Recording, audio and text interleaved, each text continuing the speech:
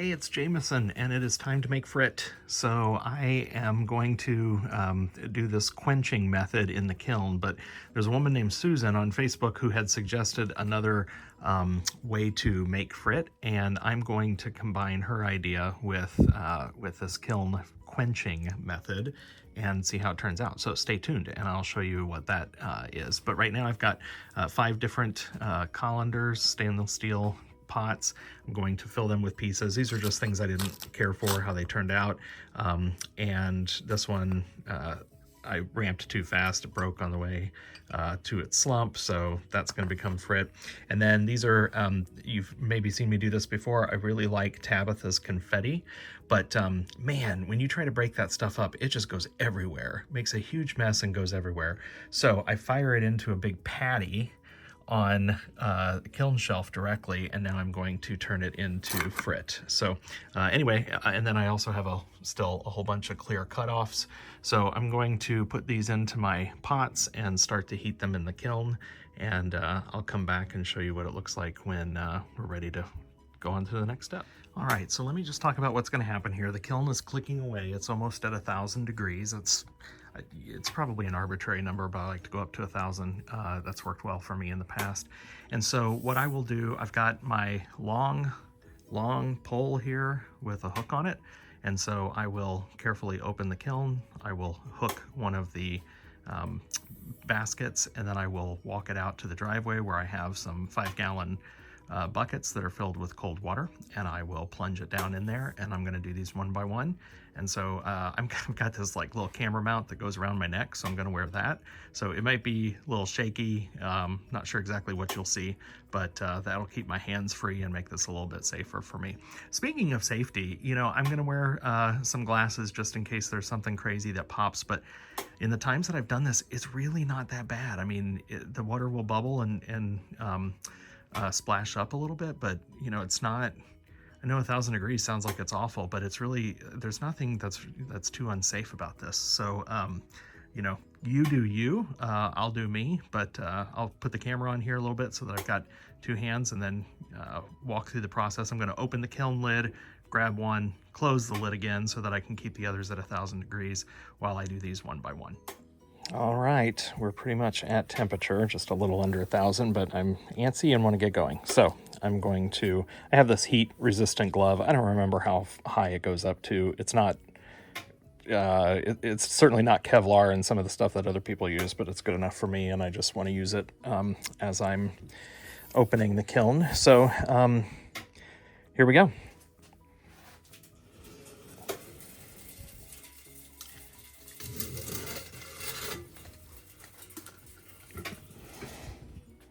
It's not even that hot. I don't need that glove, to be honest.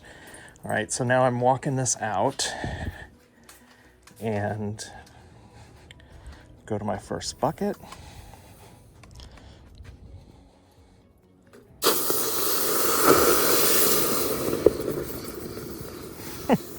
Big puff of steam.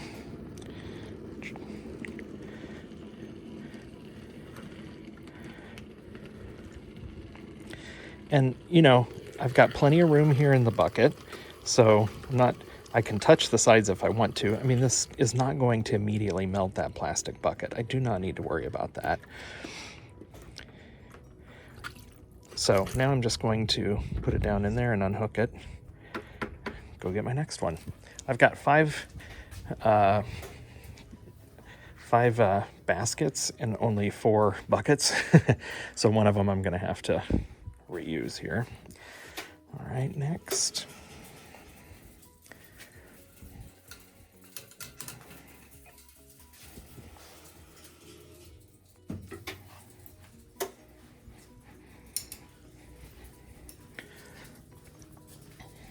I mean, you see, I got to walk out of the garage. So I'm a couple.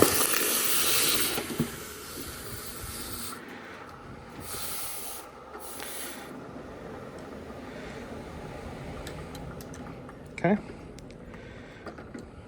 Again, I'm not even too concerned about putting that down, right down and setting it down in the bucket. It's just not, you know, the Water has already cooled it off enough, it's not going to melt that bucket. In fact, I'll probably use this one as the one I reuse. Sorry for the wobbly camera. It hangs around my neck and doesn't, it's not fully stable when you're walking.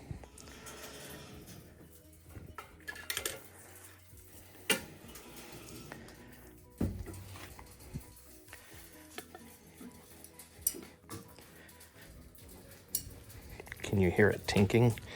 The glass is, just as it hits the cooler air, it's already starting to tink, tink, tink.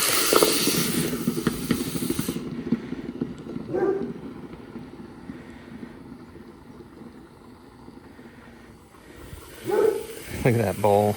I don't know if you can see this, but all that tecta got all crackly. That's fun.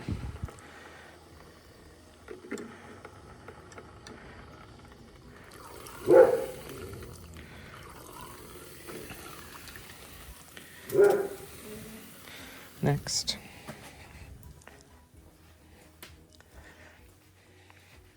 Like I said, I got impatient. It's not actually 1,000 degrees. It's 961, but clearly that's enough to go ahead and quench this glass in the water.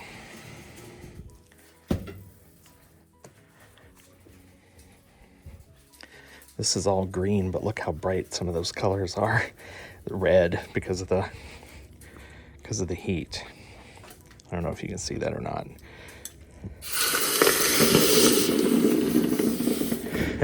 It was the spring green, and as soon as I plunged it in, it turned green again. Sorry if these camera angles aren't perfect for you guys. I'm just trying the best I can here.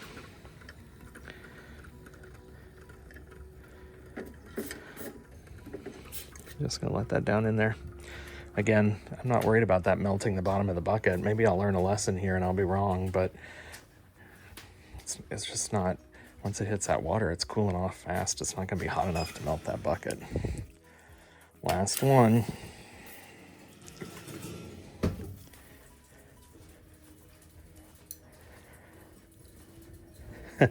There's a drip of, whoops, drip of water that came off of there and hit the glass. I don't think you can see that, but it already quenched that little part of the glass.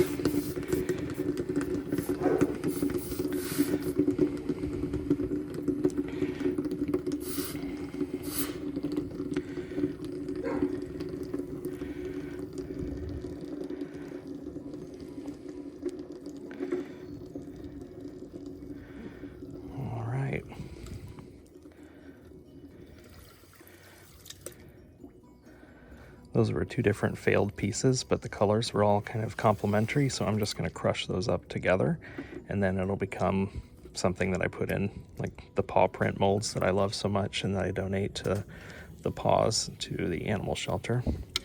Go ahead and pull that out too. I don't know why. So there's a little bit of frit that's down in the bottom now because these buckets were perfectly clean. I don't think you're going to be able to see it, but there was some of that glass kind of splinters and frits out just a little bit, and so there's some of that in the bottom of the bucket. But the bottom of the bucket looks fine. There's no, there's no burn marks or anything that I can tell. Okay, so now here comes the next part in the secret weapon. Check this out. This is a 10-pound rubber sledgehammer. Went with the rubber one because then it's not going to rust. The plan here now is to take this glass and I'm going to dump it out of its basket into the water, and I'm going to use this as kind of a piston to just pound down on that glass and break it all up in this water, and then in doing so it'll hopefully get smaller pieces. So if you've seen my prior videos, I got kind of larger pieces, and I don't mind the larger pieces, but when you want smaller, you want smaller. And I thought this might be a good way. This is what Susan had recommended online. Now, she was doing it without even quenching. She was just busting up the glass. I think quenching is going to help it break up even faster. So let me get myself reset back up here and we'll give it a shot. This video may be awkward and frustrating for me, maybe for you. So I'm not sure that I'm going to film every one of these, but I'm going to show you, you know, an example of how we're doing it. So I'm trying to decide which one to start with. I think I'll do the green. So this is, moments have passed here. It's only been maybe 3 to 4 minutes, but this is all cool enough to hold now. So I'm going to, you're not gonna be able to see this very well. I'm gonna put my green pieces now into the bucket. Again, these were a little bit of glass kind of caught in here, some chips and stuff. I'll get those out later. These were clean buckets with clean water. And now I'm just going, and I'm leaving the original water in here. I'm not even changing that out. This might be too much water, so I'm probably gonna splash. I'm probably gonna get my darn feet wet, but here we go.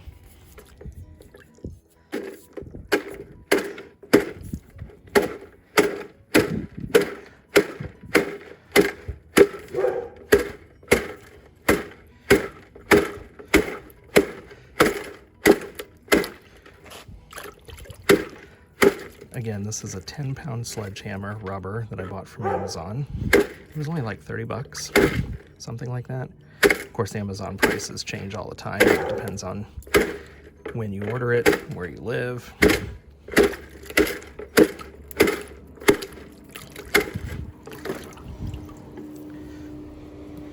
feel like this might go better if I had a little less water. So I'm gonna pour out some of the water.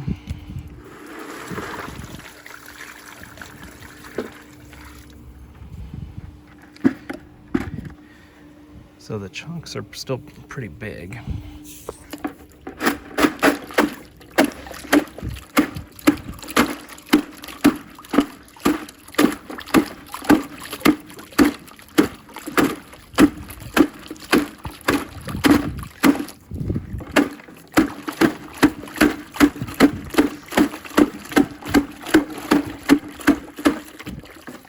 Haven't been too aggressive with it until just then. Okay. Looks like the glass is kind of marring up the rubber just a bit. There might be a few pieces floating on the surface, so something to keep in mind there.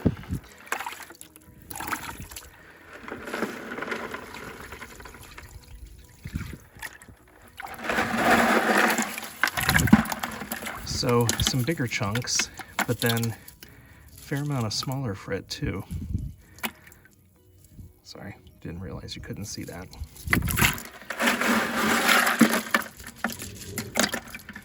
I'm going to, the neighbor dog doesn't like that I'm out here. I'm just gonna keep working, and I'm gonna keep busting all these up, and I'm gonna show you what I ended up with then in the end. All right, a note on this rubber mallet. So it is picking up little bits of glass. So if you're doing multiple batches like I am, kind of need to make sure you clean that off so you don't contaminate your next batch with a different color. That was clear. Whew, the Tecta, I'm getting a workout here. That was the clear Tecta, so it was a little harder to see. So what you also can't see is it is getting a little marred up on the bottom. So I don't know if this is a perfect solution, but I still don't know if I like it better than doing a metal one, because I think if the metal one gets off any shavings, then you're back to using a magnet to kind of sort through your glass. What I'm noticing on this is that the rubber is floating to the top. So almost like panning gold, you know, I can keep rinsing it and get that rubber to float off where there are a couple of flakes. So I think I'm still digging the rubber, but you have to make a call for yourself. But it is picking up glass, so I am spraying it off every time between batches. And here's another consideration. I already broke through a bucket. I don't know if you can see that. So I just bought these brand new this morning. Can you see that? I don't know. It's too bright out here. I can't even see. But there's a hole in my bucket, dear Liza. And so the white bucket that I had, that one's been weathered. It's been out for a while. And so that one kind of exploded, which is a little bit of a problem, because now I've got, when I started hitting it with the hammer, that is, because now I've got glass in the driveway that I got to clean up.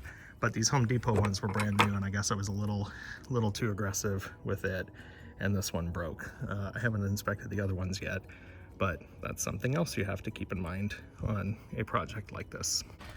All right, so I have rinsed and cleaned these. So this was that, let me put this in the sunlight. This was that bowl that didn't work. I think those large chunks are gonna look really cool in my paw molds. This is one of those confetti batches. Hopefully these colors are, there you go. You can see some of these, so that's really cool.